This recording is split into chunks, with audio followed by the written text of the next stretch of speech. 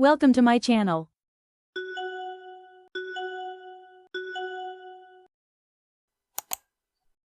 Hello everyone, and welcome back to our podcast. It's great to have you with us today.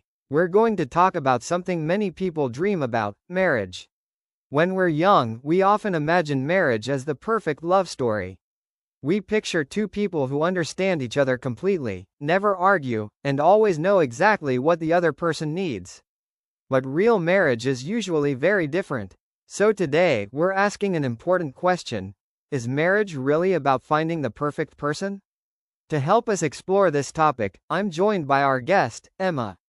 Welcome to the podcast. Thank you. I'm really happy to be here. And I love this topic because I think many people enter relationships with unrealistic expectations about what marriage is supposed to look like. Let's start with the biggest question. Why do people spend so much time looking for the perfect partner? I think we're influenced by movies, social media, and romantic stories. We're often told that somewhere out there is a person who is perfectly compatible with us. Someone who understands everything we say, shares all our interests, never annoys us, and always knows how to make us happy. But that's not really how relationships work. So, does that mean compatibility isn't important?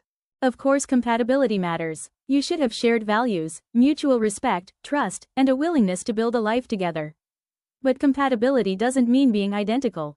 Two people can have different personalities, different interests, and even different opinions, and still have a healthy marriage. What matters is how they handle those differences. That's interesting. So perhaps the question isn't, have I found the perfect person? Maybe it's, have I found someone I'm willing to grow with? Exactly. Because every person has flaws.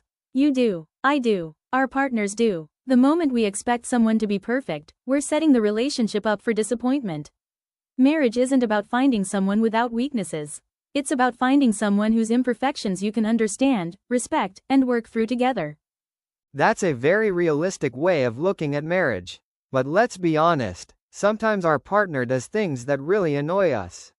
Maybe they're messy. Maybe they're always late. Maybe they don't communicate the way we do. How do couples deal with those differences? The first thing is to stop expecting your partner to think exactly like you. We often make the mistake of thinking, if they really loved me, they would understand what I need. But love doesn't automatically give someone the ability to read your mind. You have to communicate. Instead of expecting your partner to guess what you're feeling, tell them. Say, this is what I need, or, this situation made me feel hurt.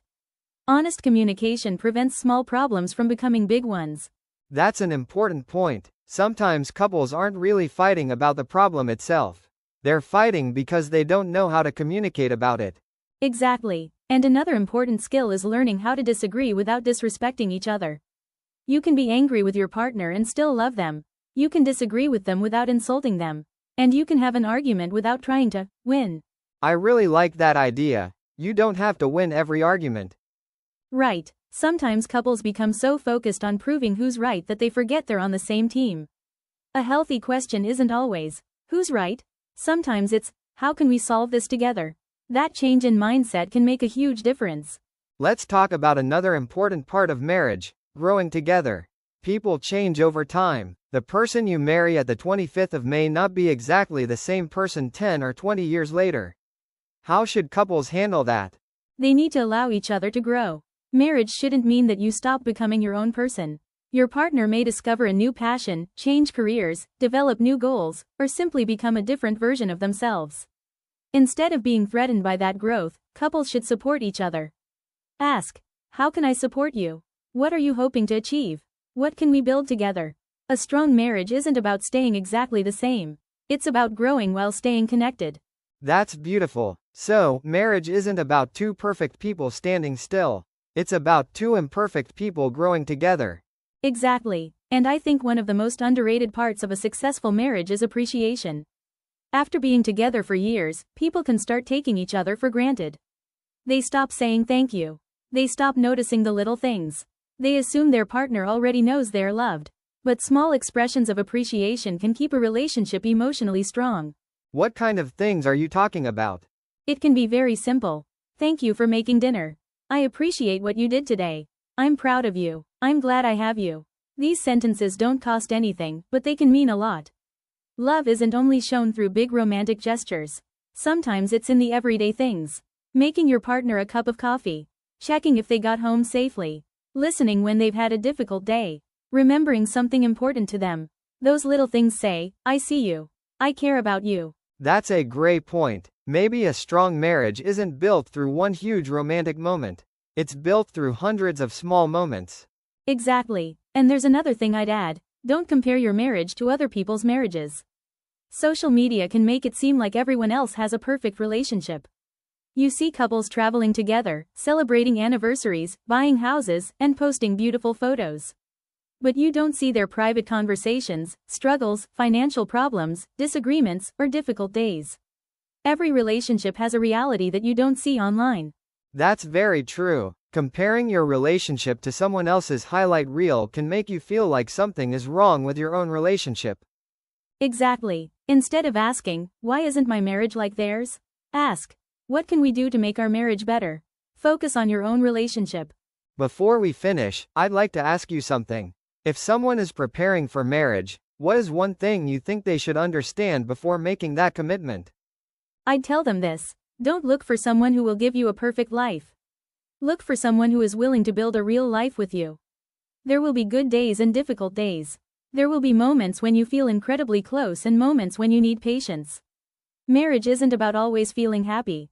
It's about having someone you can communicate with, respect, support, and grow alongside, even when life becomes difficult. And remember, you're not just choosing someone to love. You're choosing someone to build a life with. That's a powerful message. So, perhaps the real question isn't, is this person perfect for me? It's, can we create something healthy, respectful, and meaningful together? Exactly. Because a lasting marriage isn't created by two perfect people. It's created by two people who are willing to listen, communicate, forgive, appreciate each other, and keep choosing each other. Emma, thank you so much for joining us today. Thank you for having me. It's been a wonderful conversation. And thank you to everyone listening. If you're in a relationship or thinking about marriage, remember this. Don't search for perfection. Search for respect. Search for trust. Search for honest communication. Search for someone who is willing to grow with you. Because marriage isn't about finding someone who completes your perfect life.